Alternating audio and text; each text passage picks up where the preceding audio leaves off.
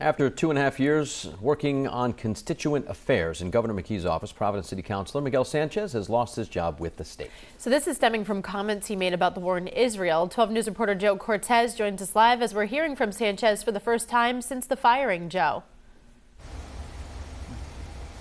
Yeah, Patrick, Kate, this situation has been building since Sanchez posted a pro-Palestine statement on social media, catching the attention of the national social media outline. And we spoke to him. He said that he stands by what he said. Now, this all transpired back in mid-October when he put a post out saying, quote, "The United States is actively aiding in a genocide." Now, on Friday of last week, Sanchez tells us that he was given the option to either resign or be terminated, which caught him off guard. Governor McKee's spokesperson confirmed that Friday was Sanchez's last day working for the state, saying the governor strongly believes that words matter and words can have the potential to fan the flames of hate and division. Sanchez also joined in a pro-Palestine rally in October where chants echoed through the capital city streets. Those chants many interpreted as a call for the end of Israel. What do you say to the people who think you're more concerned with the Palestinians in Gaza than the Israelis massacred by Hamas? Yeah, no, so as a humanitarian, that's like my main principle. I condemn any violence against any civilians. I said that on October 7th. Like I said, that's why what I'm saying isn't crazy. Now, some other state representatives we spoke with said that they do disagree and that they believe that when you represent an administration, you're held to a higher standard. And we will hear from some of those representatives later on. For more information on this story, just head over to our website, WPRI.com. Reporting live in Providence, Joe Cortez, 12 News.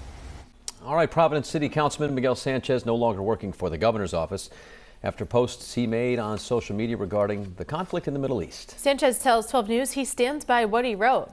Joe Cortez live at the State House right now with a closer look at the comments and reaction from both sides of the issue. Well, Patrick, Kate, this is Miguel Sanchez's first time talking to us since he lost his job last Friday.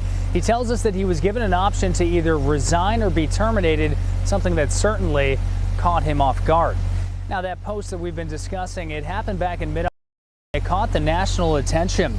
It said that on October 17th, the post on social media said, quote, "The United States is actively aiding in a genocide." Sanchez standing by what he said. He also joined a pro-Palestine rally in October where chants echoed through the capital city streets. Many interpreted those chants as a call for the end of Israel. Sanchez added that he's been very vocal about being a humanitarian, with the main principle that he condemns any violence against civilians. And when we caught up with State Representative John Bryan, this is what he had to say.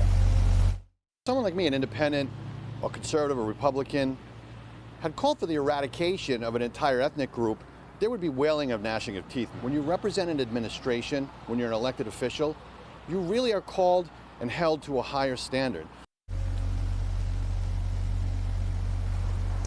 Now, Providence City Council President Rachel Miller said that she stands by Sanchez and came to his defense last night. As for the governor's office, a spokesperson released a statement saying, in part, quote, "The governor strongly believes that words matter and words can have the potential to fan the flames of hate and division." We'll hear much more from them coming up in the next half hour. Reporting live outside the State House in Providence, Joe Cortez, 12 News.